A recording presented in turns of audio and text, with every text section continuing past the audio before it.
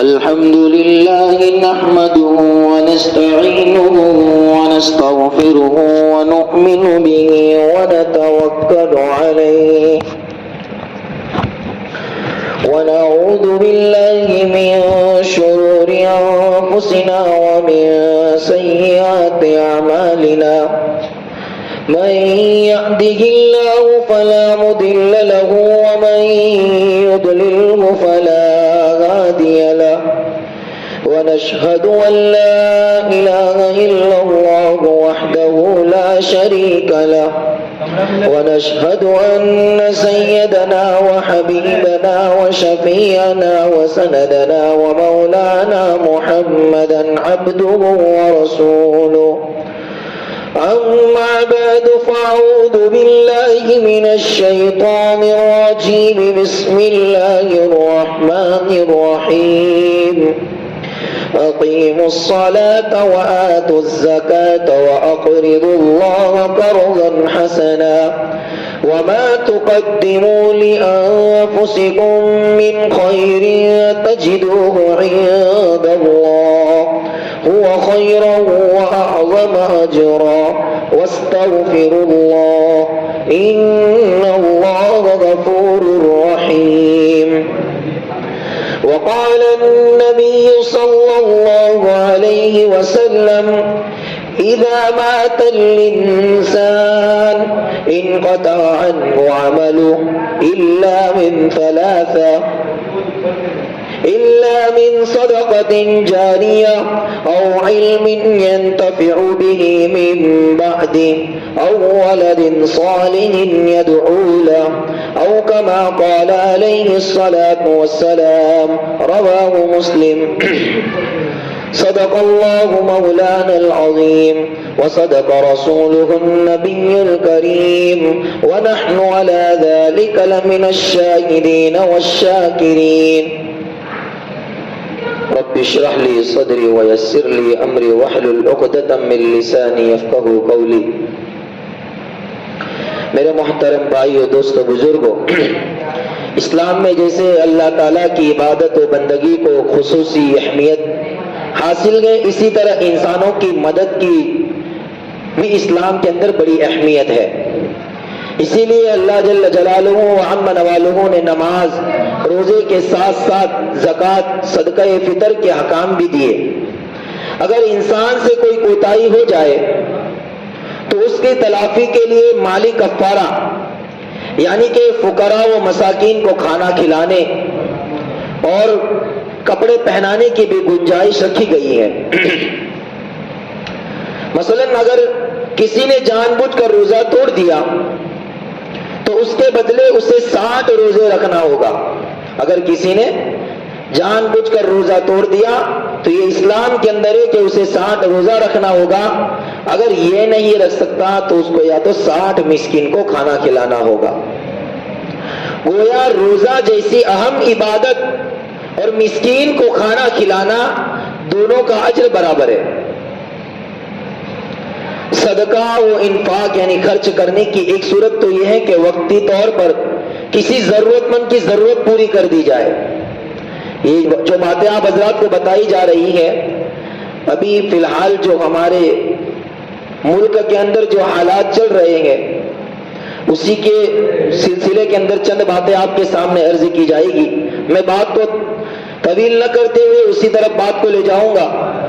تو الغرض میں کہہ رہا تھا کہ صدقہ و انفاق کی ایک صورت تو یہ کہ وقتی طور پر کسی ضرورت مند کی ضرورت پوری کر دی جائے. جیسے کسی بھوکے کو کھانا کھلا دیا، کسی ننگے کو کپڑا پہنا دیا، کپڑے کی ضرورت تھی کپڑا سلا کر اس کو کپڑا پہنا دیا. کوئی بیمار تھا، کسی مریض کا علاج کرا دیا. دوسری صورت یہ ہے کہ ایسا نیک کام، ایسا کار خیر کرے کہ جس کا نفع بہت سے لوگوں کو پہنچے. یہ نفع اس سے پہلے کی جو بات کی گئی یہ تو بھائی کسی کوئی بیمار تھا اس کا علاج کرا دیا، لیکن یہاں جو بات چل رہی ہے ایسا کار خیر، ایسا نیک کام کرنا ہے کہ جس کا نفع بہت سارے لوگوں کو پہنچے اور بہت دنوں تک پہنچتا رہے. ہاں ایسا نہیں کہ بھئی ایک متعینہ وقت تک پہنچتا رہے، بلکہ बहुत दिनों तक इसका नफा पहुंचता रहे। अगरचे ये दोनों सूरतें क्या हैं, अजर और सवाब की हैं, लेकिन दूसरी सूरत जो मैंने आपको बताई वो अजर के अंदर पड़ी हुई है, वो अजर के अंदर ज्यादा है। इसलिए कि जिस चीज का नफा जितने लोगों को पहुंचेगा और जितनी देर तक पहुंचता रहेगा, ये जाहिरी बात है कि भाई उस कदर उसका सवाब भी क्या होगा, ज्यादा होगा। चुनांचे रसूलुल्लाह सल्लल्लाहु अलैहि वसल्लम ने इरशाद फरमाया, जब इंसान का इंतकाल हो जाता है तो उससे अमल का रिश्ता, इदा मातल इंसान, कि जब इंसान का इंतकाल हो जाता है, इन कतर अनगो अमल हो, उससे अमल का जो रिश्ता है वो कट जाता है। यानी ऐसा कोई अमल नहीं है भाई वो दुनिया से चला गया कि ऐसा कोई नेक काम करे या कोई अमल करे जिससे उसको सवाब मिले, लेकिन फरमाया कि तीन सूरतें के अंदर ऐसा है कि भाई उसके अंदर उसका सवाब जो है जारी रहता है। पहला फरमाया सदकतुन जारिया, पहला क्या है भाई, सदक़े जारिया। ऐसा दूसरा फरमाया ऐसा इल्म जिससे बाद के लोग क्या कर सके, नफा हासिल कर सके। और तीसरी चीज बताई साले औलाद, नेक औलाद जो उसके लिए क्या करे, उसके मरने के बाद में दुआ का उसके लिए क्या करे, एहतिमाम करे। अब मेरे अजीजों, इल्म नाफे, इससे क्या मुराद है?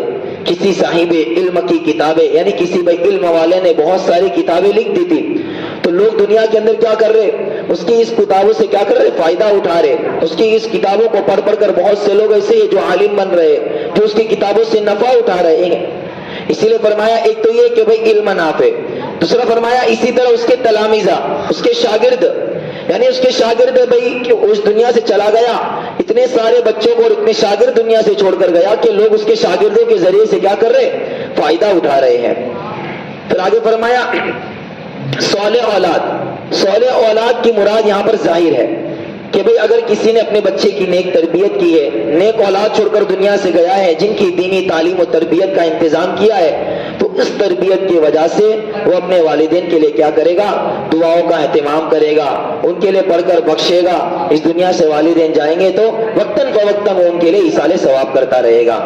और आखिर के अंदर तीसरी चीज फरमाई जिसका मैं बताऊं, सदक़े जारिया।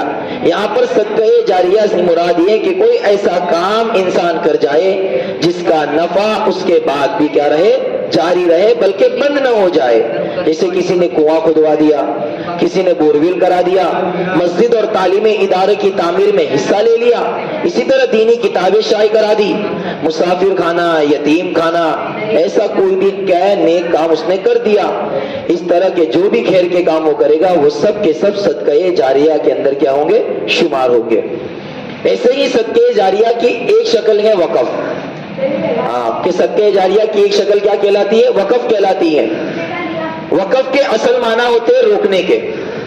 वक़फ़ में असल शे को रोक कर उससे हासिल होने वाला नफा, यानी उसके लोग नफा हासिल कर रहे हैं, वो वक़फ़ करने वाले के मंशा के मुताबिक मुस्तहिकीन पर क्या किया जाता है, उसको खर्च किया जाता है। चूंकि उसमें असल शे बची रहती है और उसको रोके रखा जाता है, इसलिए उसको वक़फ़ कहते हैं। वक़फ़ और आम सदक़ात के दरमियान बुनियादी फर्क यही है कि आम सदक़ात में गुरबा, गरीब और जरूरतमंदों को असल शे का भी मालिक बना दिया जाता है और किसी मुस्तहिक के लिए उससे इस्तेफादे की, इससे फायदा उठाने की क्या रहती है, गुंजाइश रहती है। और वक़फ़ में ऐसा नहीं रहता।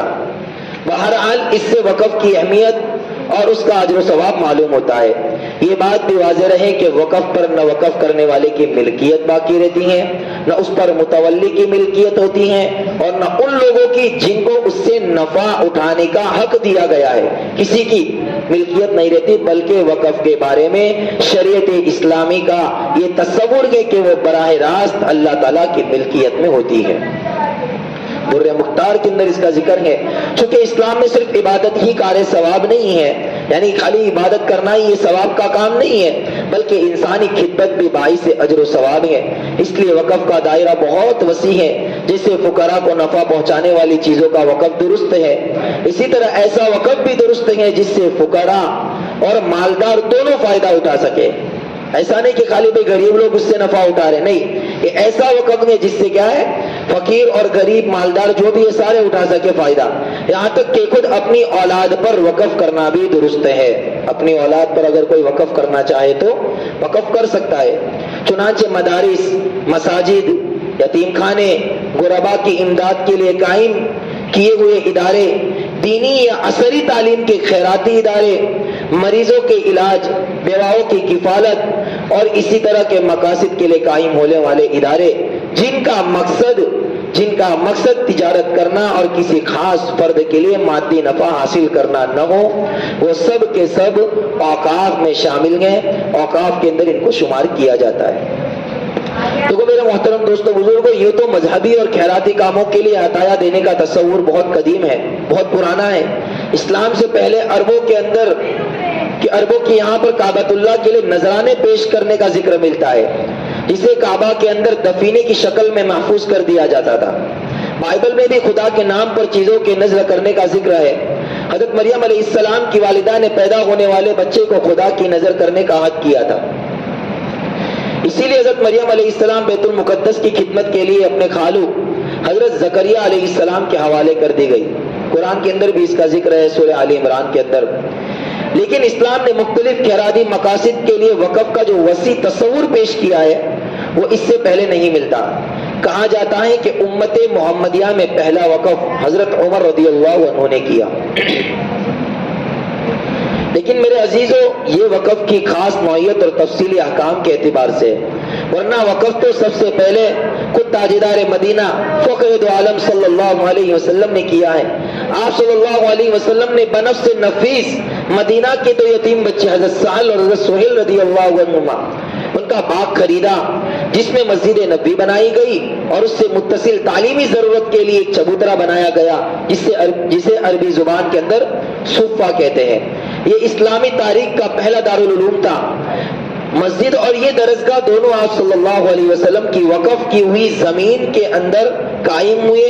اسی طرح حضرت عثمان غنی رضی اللہ تعالیٰ عنہ کے بارے میں آتا ہے کہ بھئی صحیح بخاری کی روایت ہے کہ حضرت عثمان رضی اللہ تعالیٰ عنہ نے میٹھے پانی کا کنواں بیر روما خریدا اور اسے مسلمانوں کے لیے کیا کر دیا؟ وقف کر دیا۔ اس سے مسلمان کیا کرتے تھے؟ فائدہ اٹھاتے تھے۔ حضرت جابر رضی اللہ تعالیٰ عنہ نے ایک باغ اللہ کے راستے میں وقف فرما دیا، جس کا ذکر متعدد حدیثوں میں موجود ہے۔ غرض کے مختلف اوقاف ہیں جو وقف فاروقی سے پہلے کیا ہے؟ ہوئے ہیں۔ اگر غور کیا جائے تو وقف کی طرف اشارہ خود قرآن مجید میں بھی موجود ہے، کیونکہ اللہ تعالیٰ نے بار بار انفاق یعنی اچھے کام میں مال خرچ کرنے اور صدقہ کرنے کی تلقین فرمائی ہے۔ حدیث میں صراحتاً آپ صلی اللہ علیہ وسلم کی ترغیبات موجود ہیں، کیونکہ یہ صدقہ جاریہ کی سب سے اعلیٰ صورت ہے۔ صحابہ نے بکثرت اس خیر کے اندر حصہ لیا، اور بعض اہل علم کی رائے ہے کہ اس پر ان کا اجماع و اتفاق ہے، اس لیے فقہاء اسلام کی رائے ہے کہ یہ مستحب کے درجے کی عبادت ہے۔ وقف کی اسی اہمیت کی وجہ سے مسلمان ہمیشہ سے مختلف کار خیر کے لیے وقف کرتے رہیں گے، اور اس سلسلے میں امت مسلمہ کی ایک روشن تاریخ رہی ہے۔ مسلمانوں نے نہ صرف مسجدوں، عیدگاہوں، قبرستانوں اور درگاہوں پر وقف کیے ہیں، یتیم خانے اور مسافر خانے بھی بنائے، بلکہ بیماروں، معذوروں، تیمارداروں، یہاں تک کہ جانوروں اور پرندوں کے چارے کے لیے بھی وقف کیا ہے، جس سے خدمت خلق کا غیر معمولی جذبہ ظاہر ہوتا ہے۔ اسی لیے مسلمان جہاں کہیں آباد ہوئے وہاں آج بھی اوقاف کی بے شمار زمینیں اور جائیدادیں موجود ہیں۔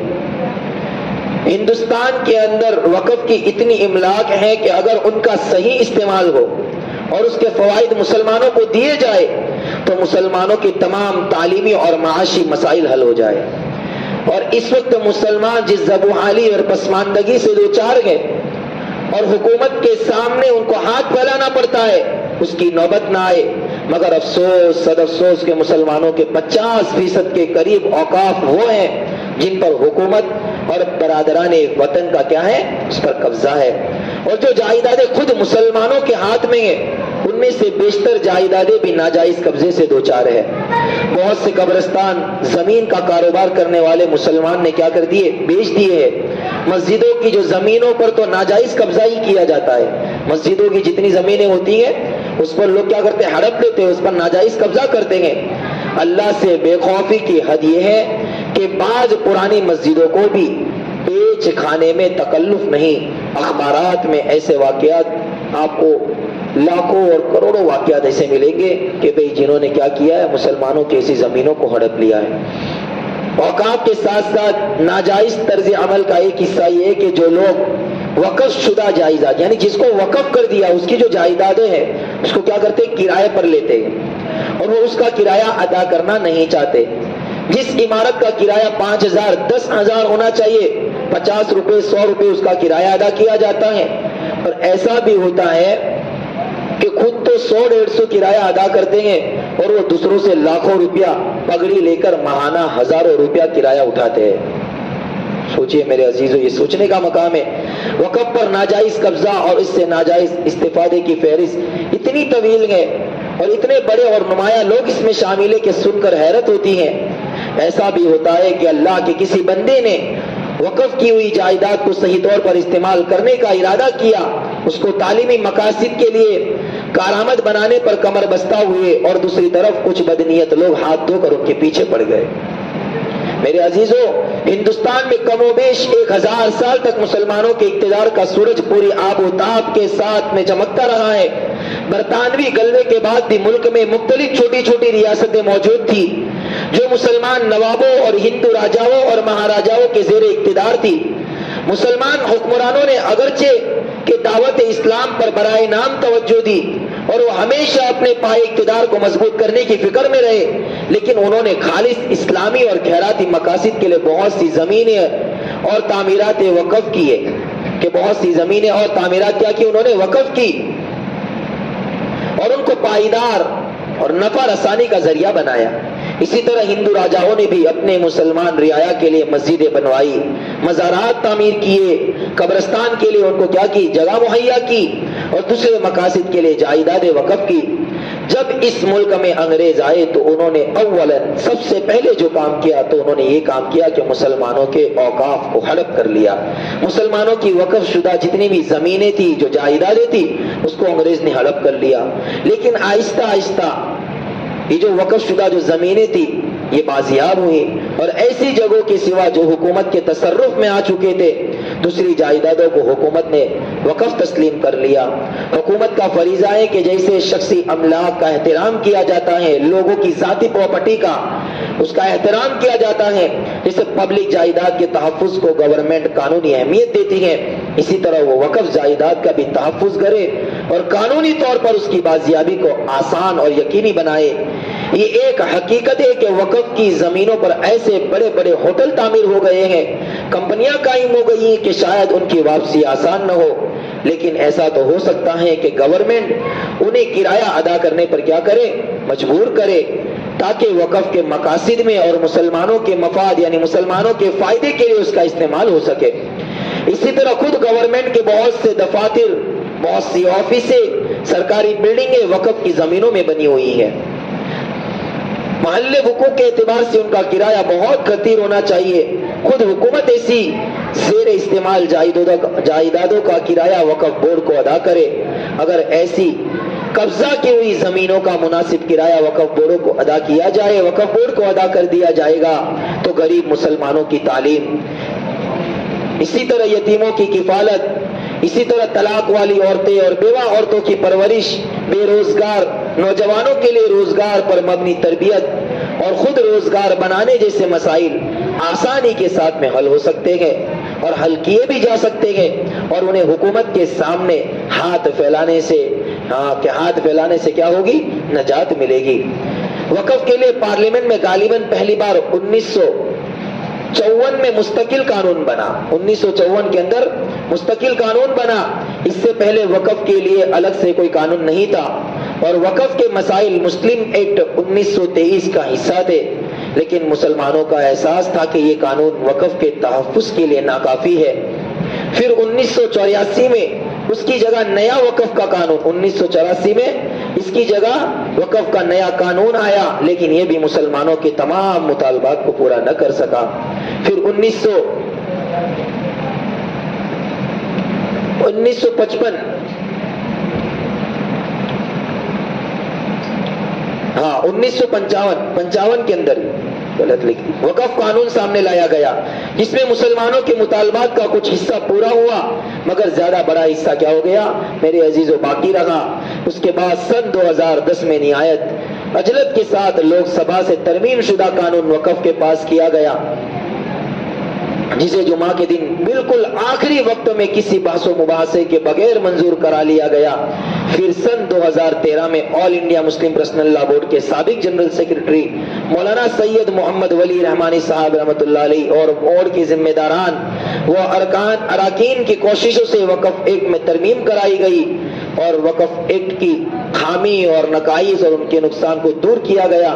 अगरचे कि इसके जरिए भी मुसलमानों के सारे मुतालबात पूरे नहीं किए गए, लेकिन बड़ी हद तक वक्फ एक्ट मजबूत बन गया, जिसकी वजह से औकाफ को तहफ़्फ़ुज़, उसको इसकी हिफाजत की गई और उसको तहफ़्फ़ुज़ मिला। अब मौजूदा हुकूमत वक्फ एक्ट में तरमीम करना चाह रही है। उसके पेश नज़र ये भी है कि वक्फ बोर्ड के इख्तियारात को कम कर दिया जाए। इत्तिलाआत के मुताबिक 40 तरमीमात हुकूमत के पेश नज़र है। इस बात का सख्त अंदेशा है कि इन तरमीमात के जरिए वक्फ एक्ट की मजबूती खत्म कर दी जाएगी और मुख्तलिफ रियासतों में कायम वक्फ बोर्ड को कमजोर कर दिया जाएगा। अगर मेरे अजीजों ऐसा हुआ तो ये औकाफ की जायदादों के लिए सख्त नुकसानदा होगा और मुल्क भर में फैली वक्फ जायदादों का तहफ़्फ़ुज़ मुश्किल हो जाएगा। All India Muslim personal law board ने सूरत हाल की संगीनी को महसूस करते हुए हुकूमत वक्त से यह मुतालबा किया है कि वह मौजूदा वक्फ एक्ट में कोई ऐसी तरमीम न करे जिससे वक्फ एक्ट की मजबूती मुतासिर हो और तहफ़्फ़ुज़ गैर यकीनी हो जाए। इस सिलसिले में बोर्ड ने अपना ये मौक़िफ़ जारी किया है और वाज़ेह कर दिया है कि वक्फ एक्ट 2013 में कोई ऐसी तब्दीली जिससे वक्फ जायदादों की हैसियत व नौइयत बदल जाए या उसको हड़प कर लेना हुकूमत या किसी फर्द के लिए आसान हो जाए, हरगिज़ भी काबिल कबूल नहीं होगा। इसी तरह वक्फ बोर्ड के इख्तियारात को कम या महदूद करने को भी कतअन बर्दाश्त नहीं किया जाएगा। इत्तिलाआत के मुताबिक हुकूमत हिंद वक्फ एक्ट 2013 में तकरीबन 40 तरमीमात के जरिए वक्फ जायदादों की हैसियत और नौइयत को बदल देना चाहती है ताकि उस पर क्या करे, उस पर कब्जा करना और उन्हें हड़प लेना आसान हो जाए। इसी तरह इत्तिलाआत के मुताबिक इस नौइयत का बिल यानी इसी हफ्ते को, इस आइंदा हफ्ते भी नहीं बल्कि इसी हफ्ते पार्लियामेंट के अंदर पेश किया जाएगा। All India Muslim personal law board ये वाज़ेह कर देना जरूरी समझता है कि वक्फ जायदादें मुसलमानों के बुजुर्गों के दिए हुए वो अतियात गए, वो हदिये हैं कि उनकी तरफ से हमें मिले हुए वो अतायात गए जिन्हें मजहबी और खैराती कामों के लिए वक्फ किया गया है। हुकूमत ने बस उन्हें रेगुलेट करने के लिए वक्फ एक्ट बनाया है।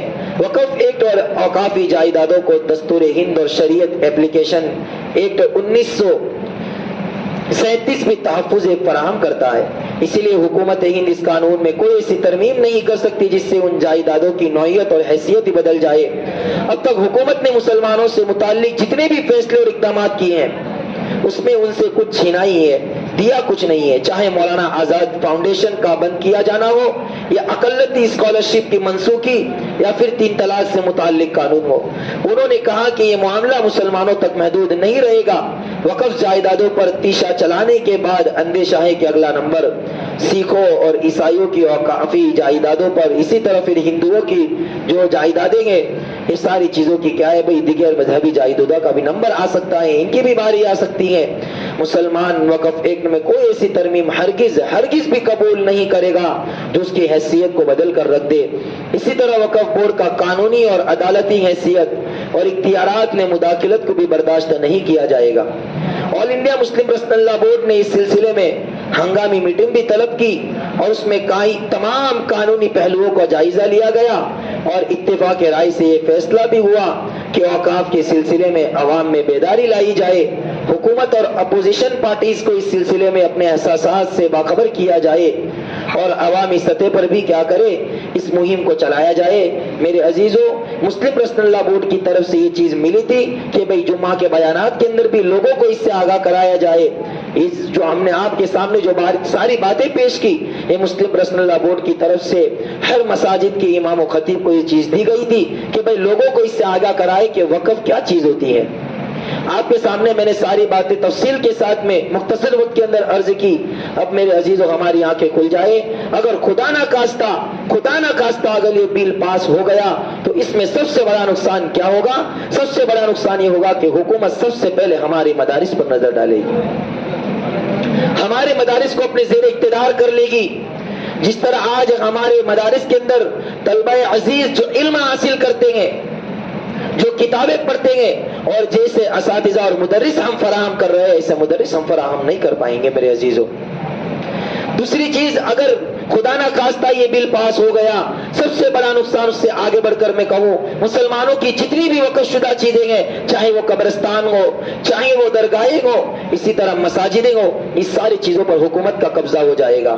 خاص طور پر میرے عزیزوں، یہ جو چیزیں ہو رہی ہیں میرے اور آپ کے اعمال کی وجہ سے ہیں۔ اگر مساجدوں پر حکومت کا قبضہ ہو گیا، اگر مساجدوں پر حکومت کا قبضہ ہو گیا تو جان لو کہ ہم مسجدوں کے اندر قید ہو جائیں گے۔ ہمیں اپنی منشا کے مطابق عبادت کرنے نہیں ملے گا۔ بندہ چاہتا ہے کہ بیٹھ کر 1 گھنٹہ قرآن کی تلاوت کرے، حکومت اس پر پابندی لگا دے گی اور اپنی طرف سے امام متعین کیا جائے گا۔ لوگ چاہیں گے کہ ہم اپنا امام لائے جو ہمارے کو مسائل سکھائے، ہمیں قرآن سکھائے، اور کیا ہم اس کے سامنے اپنے جتنے بھی مسائل ہیں اس کو سامنے رکھے تو وہ ہمارے مسائل کا حل بتائے۔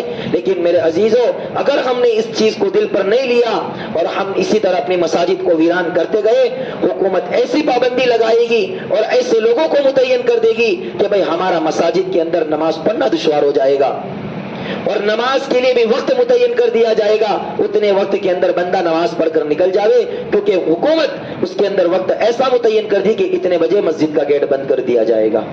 میرے عزیزوں، اللہ حفاظت کرے ہمارے مساجدوں کی، مدارسوں کی، ہماری خانقاہوں کی، اسی طرح جتنے بھی ہمارے دینی وقف شدہ جتنی بھی جائیدادیں ہیں ان تمام کی کیا کرے اللہ تبارک و تعالی حفاظت فرمائے۔ لیکن میرے عزیزوں، یہ ساری بات کا نچوڑ یہی ہے، آج 13 تاریخ ستمبر کی 13 تاریخ ہے، آج لاسٹ ڈیٹ ہے۔ جو جوائنٹ پارلیمنٹری کمیٹی کو جو ای میل کرنا تھا اس کی آج لاسٹ ڈیٹ ہے، اور یہ ڈیٹ رات کو 12 بجے تک ہے۔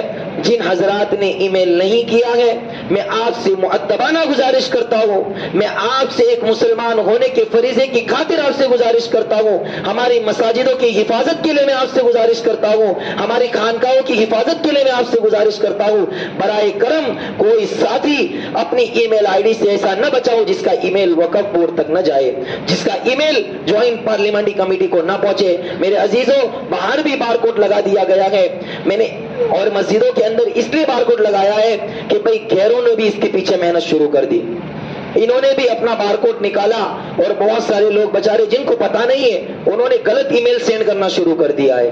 اسی لیے باہر مسجد کے باہر میں جو آپ کے سامنے بار کوڈ لگایا ہے، ہر ساتھی اپنا ای میل یہاں سے بھیجے۔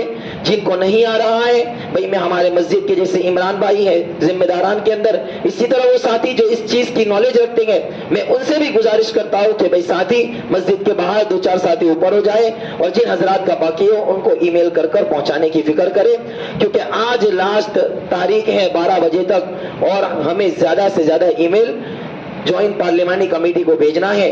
اس لیے میں آپ حضرات سے گزارش کرتا ہوں کوئی ساتھی یہاں سے خالی نہ جائے۔